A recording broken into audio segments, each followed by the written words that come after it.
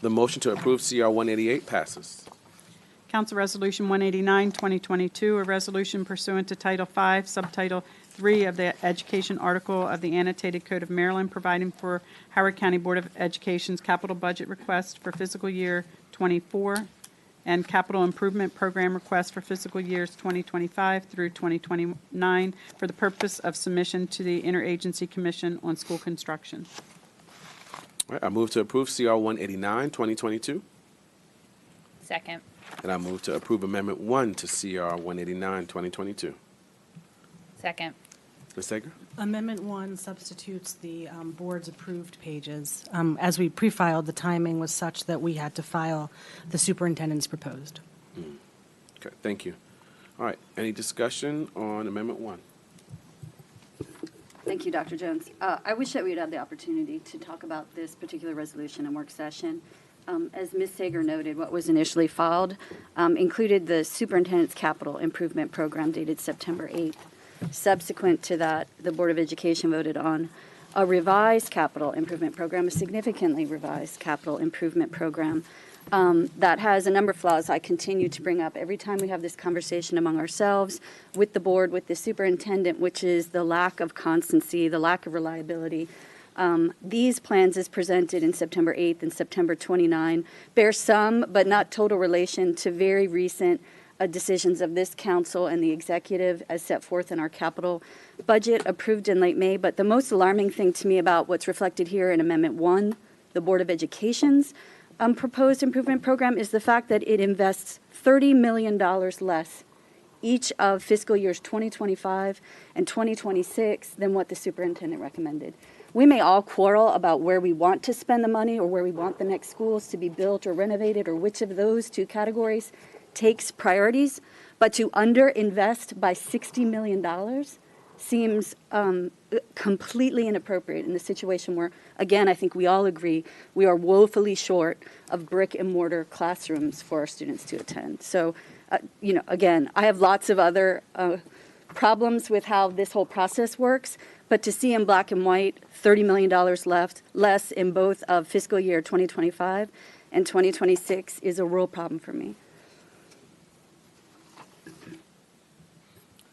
Mr. Youngman. Ditto everything that Liz just said.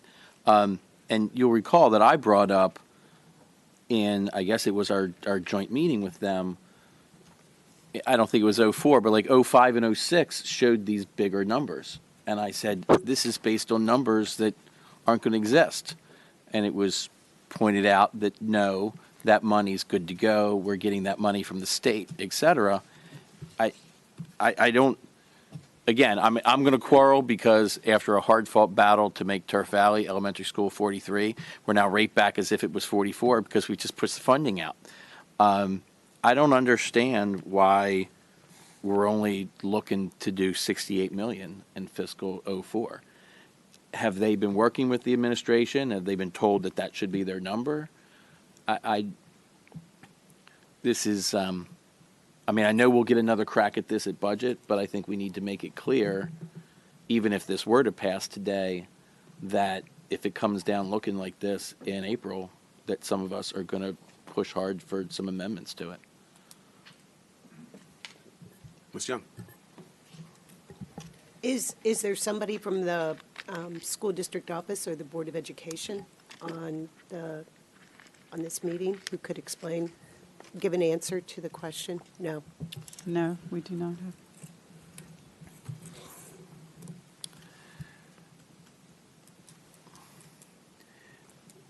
Okay. Go ahead, Mr. Youngman. This might be a hard question for Mr. Cook to answer, but I know that this needs to kind of go through this approval process, check the box so that they can submit this to the state. And we have the added complication of if we table this, doesn't it need to be completely reintroduced to the new council? So it's not just going to delay it a month, it could delay it 2 months. Plus you have the, sorry, I was just going to add that plus you have the advocacy that has to go through with the Board of Public Works and the, starts with an I, but I can't remember the acronym right now. Ms. Sager sent us a letter at the beginning, I think even before this resolution was filed. Do you mind running through that timeline of why? Am I imagining that? I thought you sent a letter that was like, here's what the time I think frame that is. was the Police Accountability Board. Really?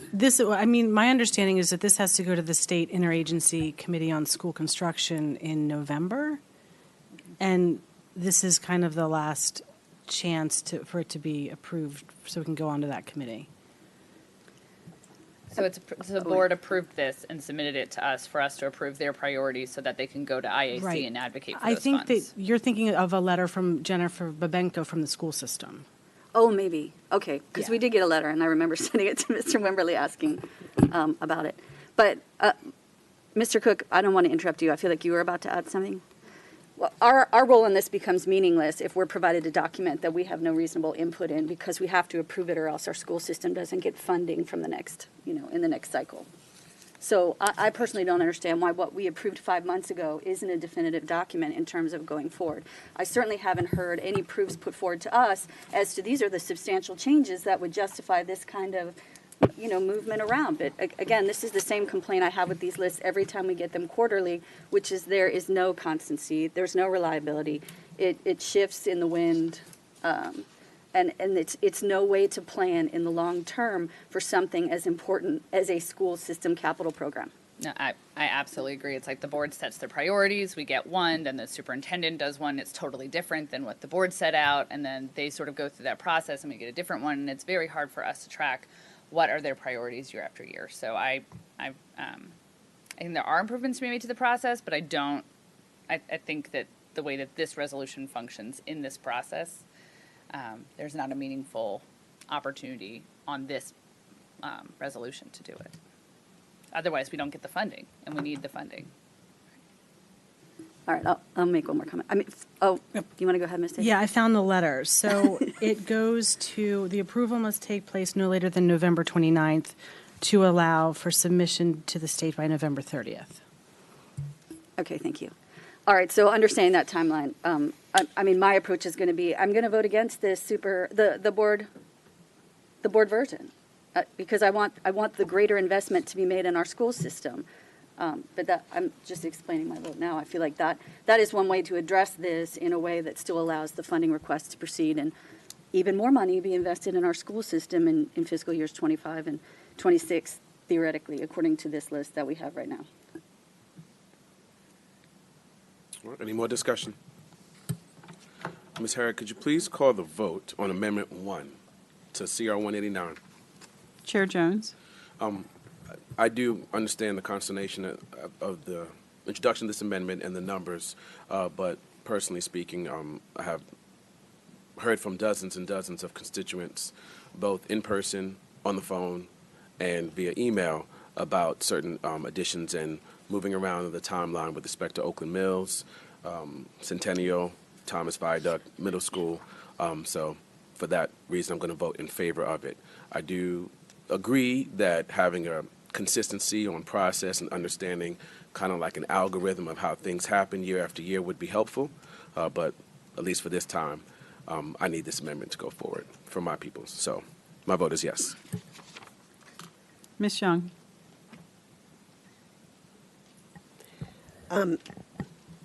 Like Ms. Walsh, I have a concern about the underinvestment in our capital program for our schools. We all know that there are 242 trailers that are attached to our public schools. We know that there is a great need still to build new schools, and that the HVAC situation for many of our schools is less than good right now, and that as we've heard from the school district over and over again, spending $1 in maintenance saves you $10 in the future. And if we don't have that money in our school maintenance budget, then we're going to be paying for it with a lot more dollars in the future. So investment is critical in these capital programs. However, I don't want to withhold my vote because I think it's important that the school district be able to proceed with sending this budget to the IAC. So my vote is yes. Ms. Rigby? I'm going to support the democratically elected board's position. They're elected by the people. They're a separate body. I try to explain to people all the time, we get our authority from the state and we function more like cousins. So I will support their requests. And just so everyone in the public knows who's watching, the 5-year capital improvement budget is $20 million more than the superintendent's proposed budget. So my vote is yes. Ms. Walsh? No. Mr. Youngman? We could have forced the board's hand to go to the ICA with the original plan, even by denying this amendment that three of us have a tough time with. Doesn't matter at this point, but I vote no on the amendment. Okay. The motion to approve Amendment 1 to CR 189 passes. We are now back to the main motion of approving CR 189 as amended. Any discussion? Okay, Ms. Harris, could you please call the vote? Chair Jones? Yes. Ms. Young? Yes. Ms. Rigby? Yes. Ms. Walsh? I've raised my complaints before, both in this discussion on the prior vote and in our prayer meetings. My biggest complaint, though, with this overall process is that it makes no provision for new high school seats until now, year 20, 20, way too far away. We're talking about redistricting a whole slew of high schoolers right now for a new high school that's put in the wrong place.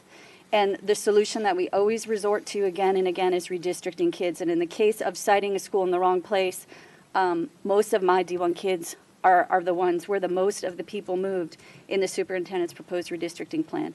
And according to either one of these capital improvement programs, both the superintendent's and the Board of Education, there is no provision for any meaningful relief other than moving them around in another 2 or 3 years if we don't do this redistricting effort right. Again, this is the cycle, again, that we find ourselves.